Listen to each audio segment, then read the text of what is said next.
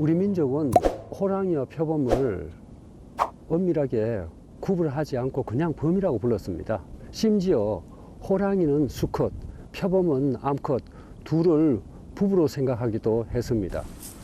호랑이는 줄무늬 때문에 줄범 또는 칡범, 몸이 붉어서 불범이라고 하고, 표범은 매화꽃 무늬가 엽전을 닮아서 돈범이라고 부르기도 했답니다.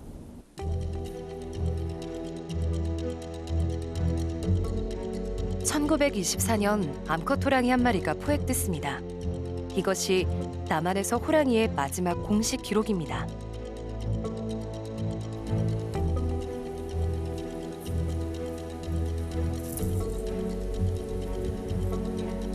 한반도 만주, 연해주를 무대로 살아갔던 한국 호랑이는 동북 호랑이, 시베리아 호랑이, 아무르 호랑이와 같은 아종입니다. 한국 호랑이 수컷은 몸무게만 250kg이 넘는 괴물입니다. 현재는 러시아 극동 지역을 중심으로 600여 마리가 야생에서 생존하고 있습니다.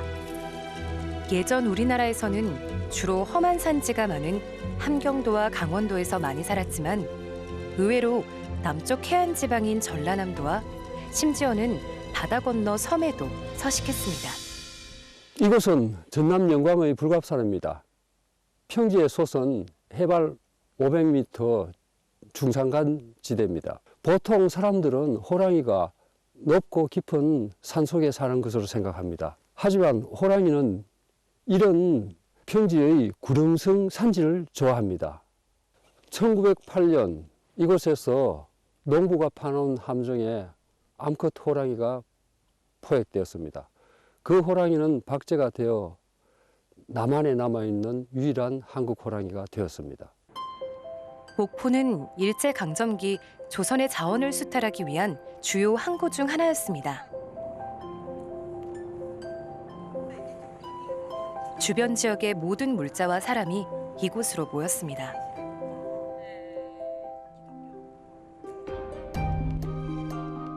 영광 불갑산에서 호랑이를 포획한 농부도 이를 팔기 위해 목포로 오게 됩니다. 당시 일본인 부호 하라구치가 호랑이를 구입하면서 찍은 사진입니다.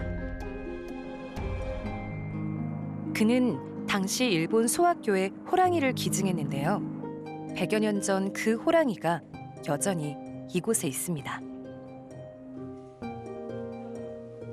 현재 우리나라에 남아있는 유일한 한국 호랑이. 우리 사냐를 누비던 녀석들은 다 어디로 사라진 걸까요?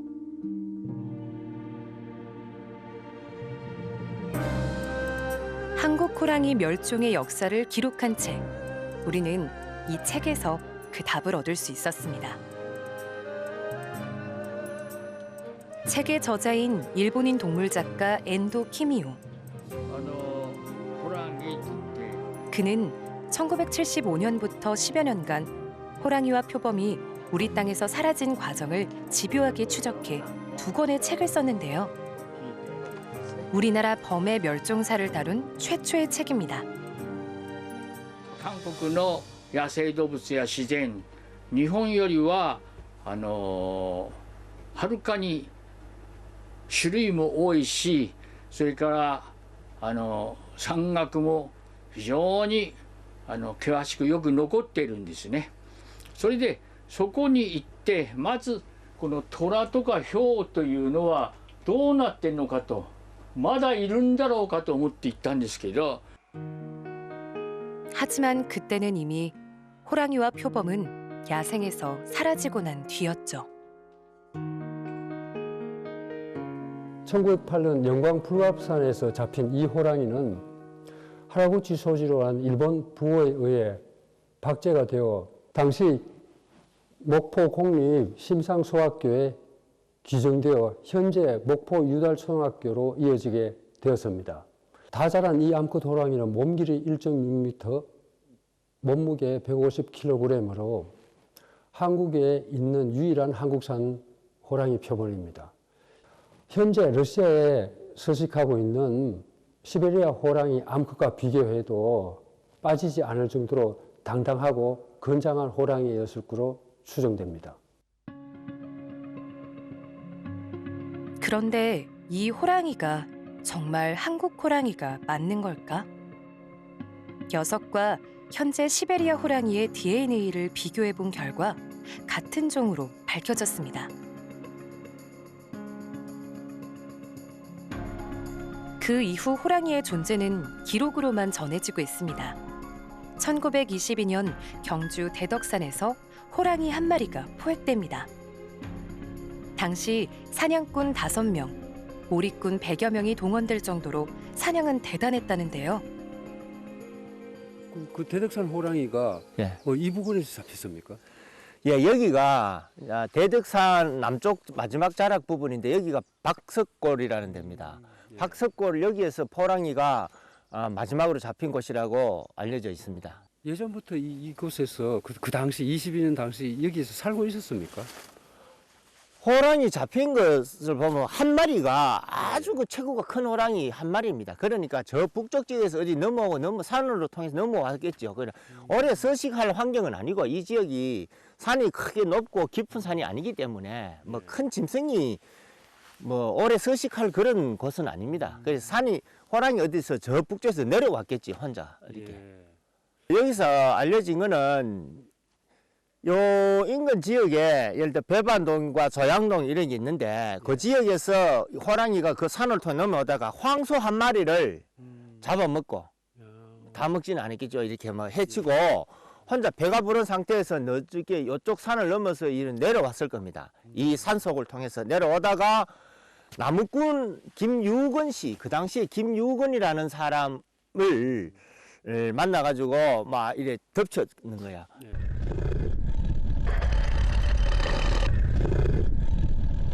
김유건 씨가 지게를 쥐고 있었으니까 지게로 방패 삼아가지고 막 뒹굴고 김유건 씨 살아남기 위해서 막 뻗쳐나오고 그랬답니다.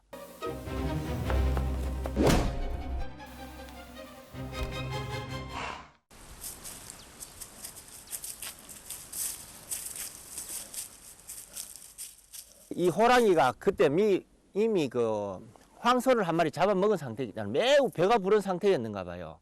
그러니까 끝까지 사람을 해치지는 않고 그래 있다가 호랑이는 가버리고 이 사람은 그 부상단 상태에서 허겁지겁 산으로 내려와 가지고 친구들이 만나가지고 이제 지소에 구정조제소에 연락이 되고 다나카 순사가 이제 주변 이 마을 청장년들을 다 걸고 모았답니다. 동네 사람들을 다 모아가 이 산 전체를 포위해가지고 몰입꾼으로 우와 이렇게 뭐 꽹과리도 치고 큰 소리를 내면서 전부 집단적인 큰 소리를 내면서 포위해가 몰아가가지고 몰아가서 앞에서 총을 들고 가서 사살했다 라고 알려져 있습니다. 최종적으로 누가 사살했나요? 1920년 신문 보도에 보면은 다나카 순사가 사살했다라고 기사는 그렇게 되어 있는데 근데 이 지역 사람들에게 오래도록 구전되고 내려온 거는 조선인 이 지역의 양반이었던 그 부자였던 이 보구시라는 사람이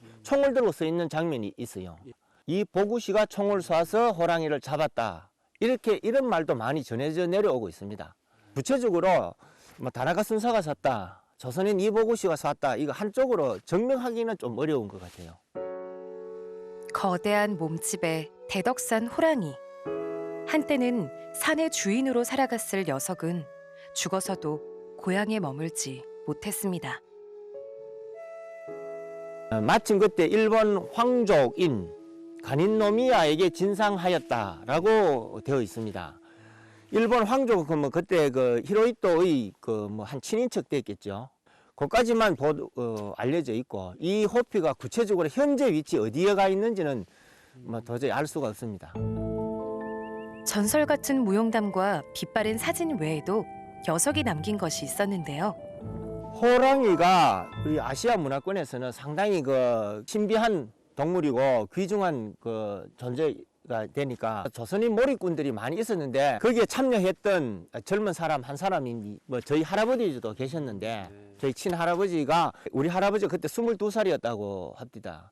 그래서 그 호랑이 옆에 콧수염을 뗐답니다. 이렇게 콧수염을 뗐는데 떼가지고 왜 저 옛날 사람들은 민간 신앙으로서 민간 의술로서 이제 집에 이거를 특별한 호랑이 물건을 가지고 있으면은 아픈 병도 남고 뭐 잡귀신도 물러가고 우리 집안 가족들의 건강을 지킬 수 있는 뭔가 호신술용으로 집에 오래 가지고 있다가 자식들이 아프면은 그걸 가지고 몸에 지니고 하루 이틀 있으면은 호랑이 기운을 받아서 몸이 낫는다. 좀 민간 신앙 같이 생각을 하고 많이 가지고 있었답니다. 그렇게 해오다가 뭐 우리 할아버지 할머니가 그거를 이웃집에 빌려줬다가 뭐 서로 여기저기서 빌려달라 소리를 많이 했는가 봐요.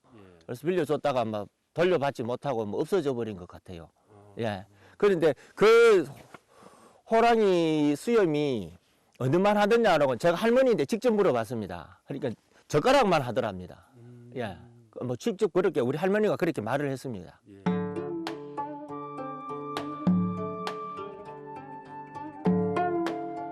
예부터 우리 선조들에게 호랑이는 공경과 두려움의 대상이었지만 한편으로는 사냥의 대상이기도 했습니다. 특히 조선시대에는 호랑이의 피해를 줄이기 위해 정부 차원에서 호랑이 사냥을 적극 장려하기도 했는데요. 호랑이 사냥은 목숨을 걸어야 했지만 사냥꾼들은 호랑이 잡기에 혈안이 됐습니다. 호랑이의 모든 것이 돈이 됐기 때문이죠.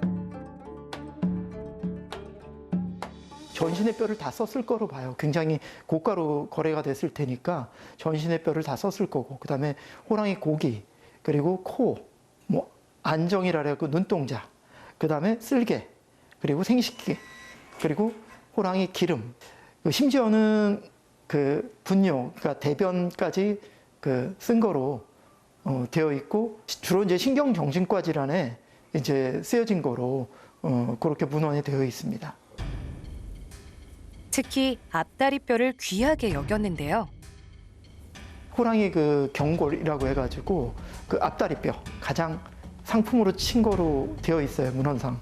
그런데 결국은 이제 호랑이가 그 앞다리에 힘을 실어서 점프도 하고, 그 다음에 그 먹잇감을 갖다가 잡기도 하고, 그러니까 주로 그 호랑이의 그 힘을 많이 쓰는 자리가 앞다리이기 때문에, 그래서 이제 앞다리 뼈를 갖다가 그 가장 그 상품으로 친 거로 보여집니다.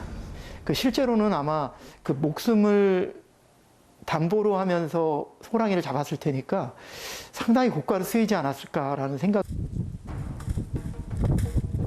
조선시대를 거치며 호랑이의 개체수는 점차 줄어들었습니다.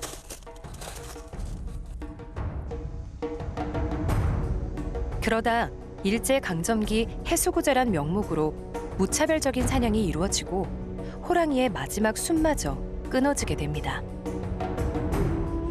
공식적인 자료만 봐도 1915년부터 1945년까지 30년간 호랑이 97마리, 표범 624마리가 사냥됐습니다.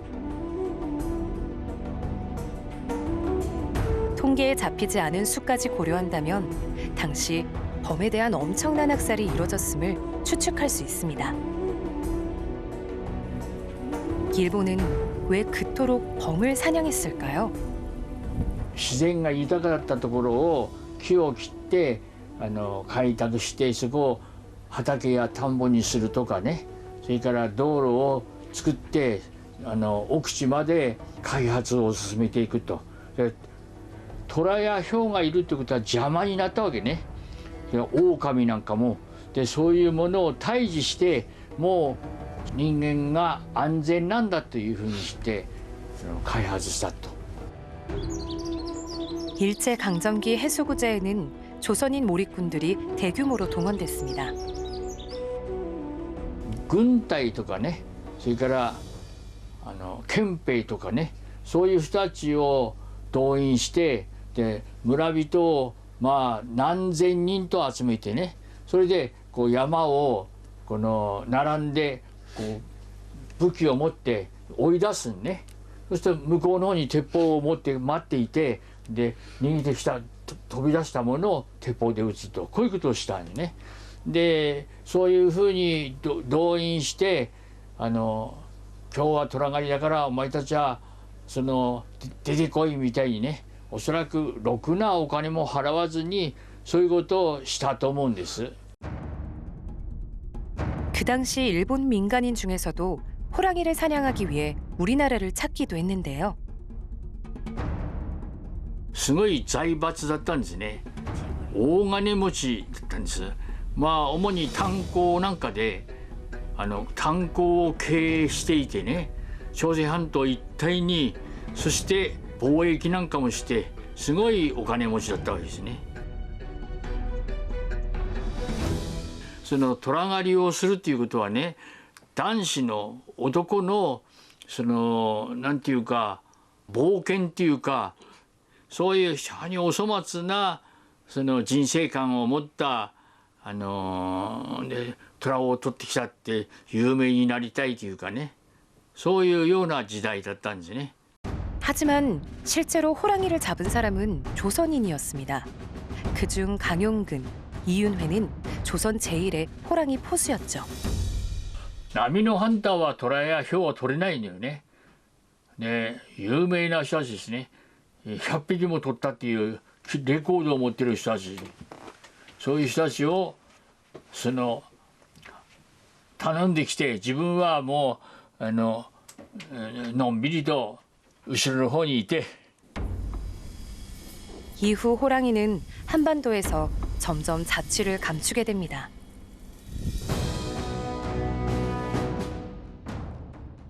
스웨덴의 동물학자이자 탐험가인 스텐 베리만, 러시아, 뉴기니 등 전 세계 오지를 탐험하며 그곳의 생태를 연구한 유명한 동물 전문가입니다.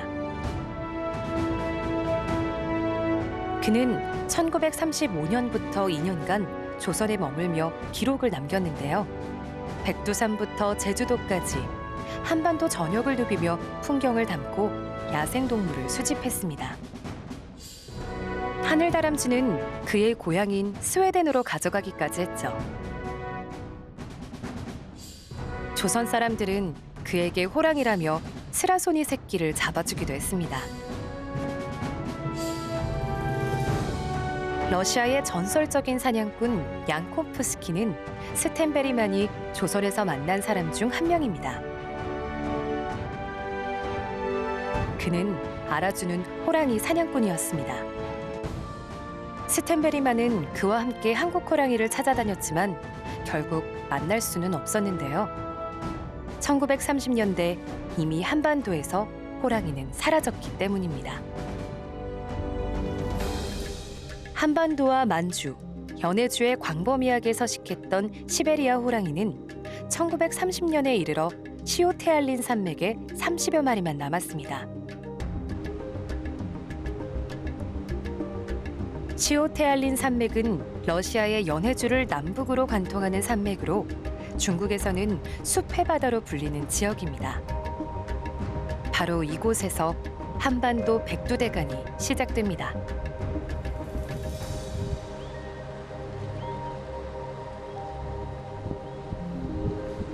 굽이굽이 이어지는 산맥을 따라 달리다 보면 한반도에 다다릅니다.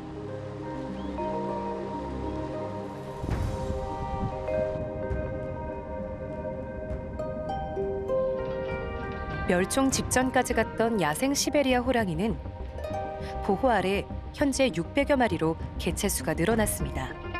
그들은 두만강을 건너 한반도까지 영역을 넓히고 있습니다.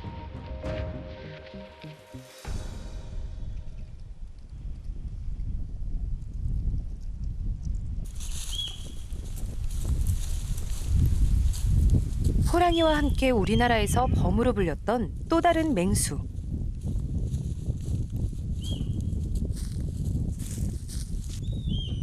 표범은 사람이 접근하기 힘든 험한 곳에 서식하며 토끼, 너구리 같은 작은 동물을 먹이로 삼습니다. 때문에 호랑이보다 한반도에서 더 오래 살아남을 수 있었죠. 하지만 화려한 매화 무늬의 가죽은 표범을 순환의 역사로 밀어넣었습니다.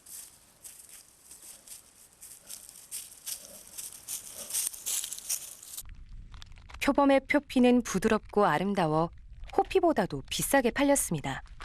왕실의 진상품으로 공납하기도 했습니다. 이로 인해 표범 역시 사람의 표적이 되며 무분별한 사냥으로 이어졌는데요.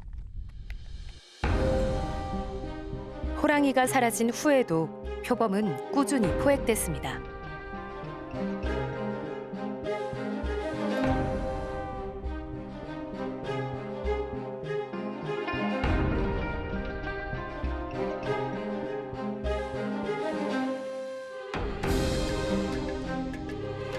해방 이후에도 표범 포획 소식은 끊이지 않고 이어졌습니다.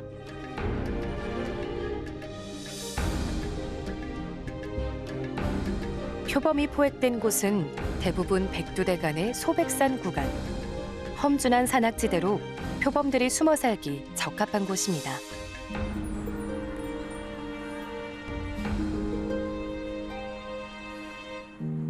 세종대왕이 세운 조선시대 궁궐인 창경궁.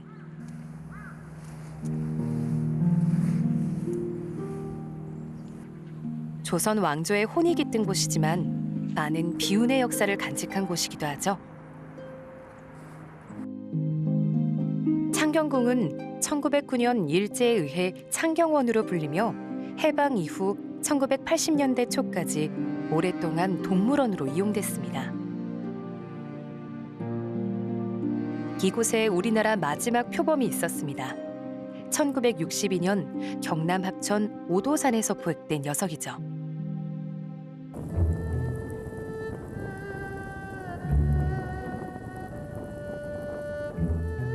오도산은 해발 1100m 높이로 주변에는 비슷한 높이의 산들이 이어져 있습니다. 표범을 포획한 건 오도산 아래 가야마을에 살던 황홍갑 선생입니다.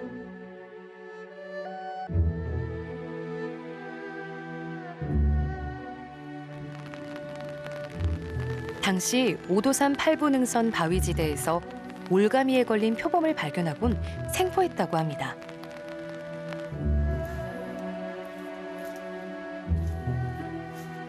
황홍갑 선생이 살던 가야마을을 찾았습니다.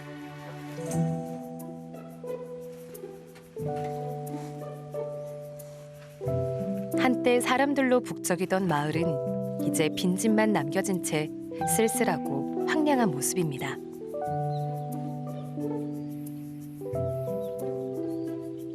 대부분의 주민이 떠난 마을에서 그 당시의 일을 기억하는 이가 있을까요? 빈집들 사이에서 90이 넘은 할머니 한 분을 만났지만 당시 표범에 대해서는 자세히 알지 못했습니다.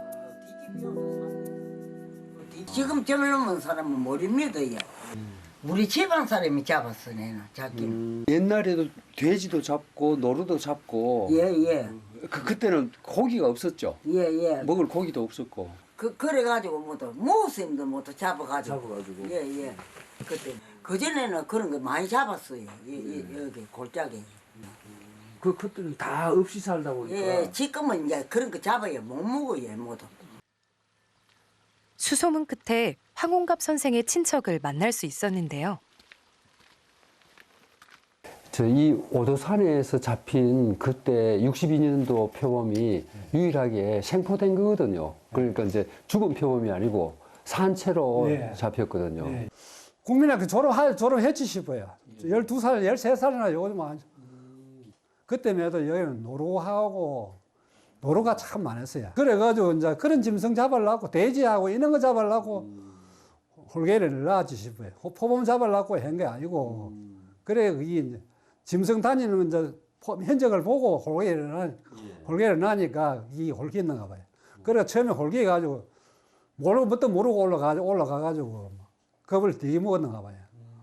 그리고 그런거리게 뭐 놀래가지고 막 동네 뒤로 어떻게 그 아들하고 저거 동동네 마을 젊은 사람들 한 대씩 올라가가지고 홀개를 해가지고 이 총총 엮어가지고 입을 소 망아이십니까? 소 막는 망면처럼 그거는 치풀에 했지만도 홀개를 해가지고 입을 막았다 해요. 그러게 안 물리려고 막아가지고 그래 십자로 해가지고 뒤로 이래 매가지고 그래 치고 내려왔다 이래 아들이 찍었어요.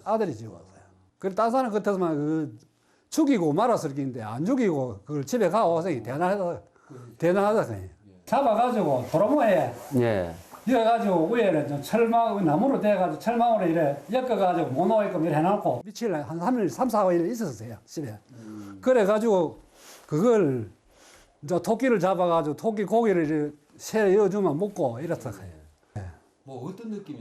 니 무섭지. 우리 사람이 우리가 가면 옆에 찾아보지도 못해. 뭐 어른거려 사서.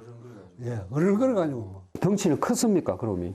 덩치는 많이 안 크고 개 정도 맨줄 정도 그 정도 컸어요. 한번 지나가면 예. 그래 올라오니까 우리는 모르는데 잡아가지고 그걸 가다 놓으니까 밤에 쑥놈인가 암놈인가 모르겠는데 동무 친구가 내려와가지고 동네 마을에까지 내려왔다 하는 이야기를 우리 딱 들었거든 밤에. 밤에는 동네 사람이 밖에 못 나갔어요.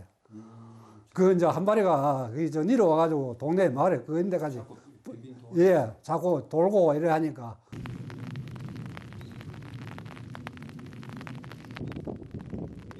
불과 60여 년 전만 해도 이 산줄기를 타고 꽤 많은 수의 표범들이 살아가고 있었습니다.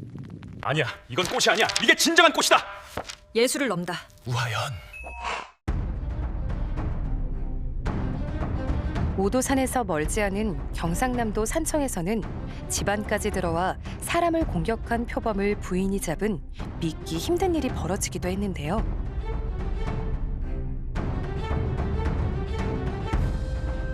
산청군에 위치한 철마산 아래 고촌 마을에서 일어난 일입니다.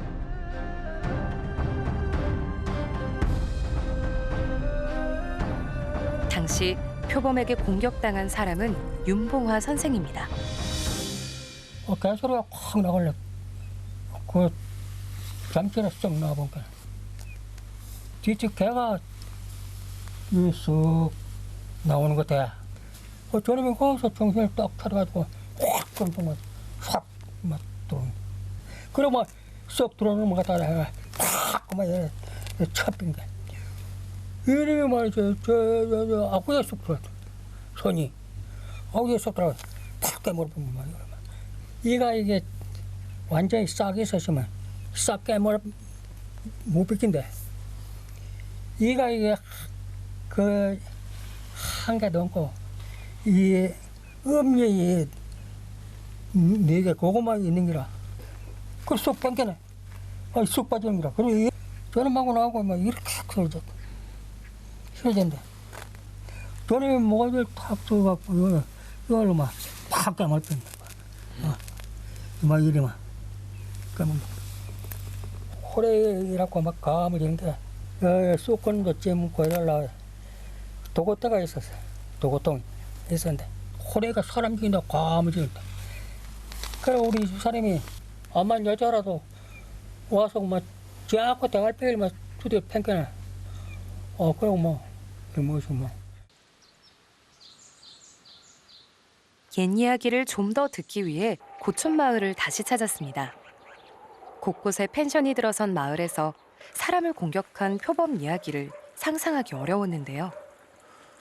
아이고. 양양실 분 저리 쭉 앉으시겠어요? 얘기하면서 여기 이쪽으로 쳐다보시고 범잡은 이야기 들어왔습니다. 윤봉화 그 어른 한번 만나 뵀어요.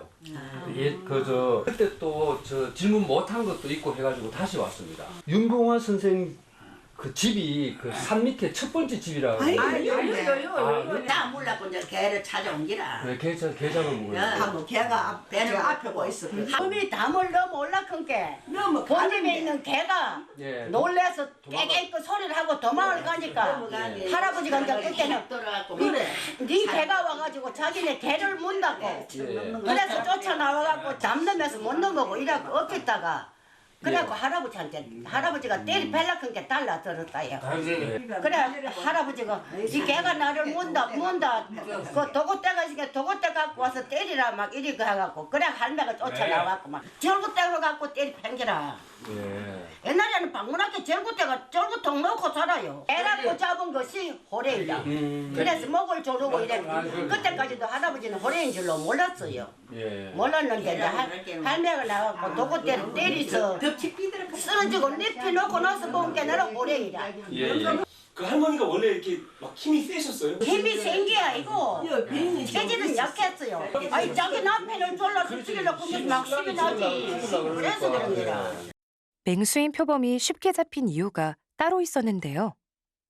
저 신은서 그게 홀기 갖고 심을 다 뺏은 게 그렇지. 그 힘을 다 빼. 그래서 밤이고 낮이고 그 홀기 갖고 울어 쌌어요. 그 동네 사람이 옆에 가도 못하고 막 고리 점점 울리더라요. 요 산넘에서 그 홀기 갖고. 뒤산입니까? 야 어디 이 산이 아니고 저 신이라 크는데. 목에 홀낀 게 있으니까 나로. 그 동네 사람이 며칠 굶어 놓으니까 숨을 못 쉬는 기라. 힘을 못 쉬고 고래를 잡았는데 그때는 해도 막 팥조수에서 다 와가지고 조사해가 가고 팥조수에서 눈수비고 뭐이고 다 빼가 가고요. 그랬다 캐. 그러고 나서 이제 아침에 소문을 듣고 동네 사람이 딱 간 거라. 그때도 아직까지도 영감님이 못 일어나더래요. 그래서 막 울고 있고 나는 빼내로. 안 그렇겠나 기절해가지고. 혼수 상태라 그때는. 지동에 저 암만 집이 나갔지만은 청와에 매달려. 저 여기 상지동에 걸어놓은 게 꼬레이가 이끄지. 꼬레이가 이리 땅이 이리 끌어갔어. 한번 잡은 할머니는 얼마나 있다 세상 베리스. 그래가 그러다가 아재는 오래까지 살았고. 당시 표범의 가죽은 쓸 수가 없게 돼 고기만 따로 팔았다고 하는데요.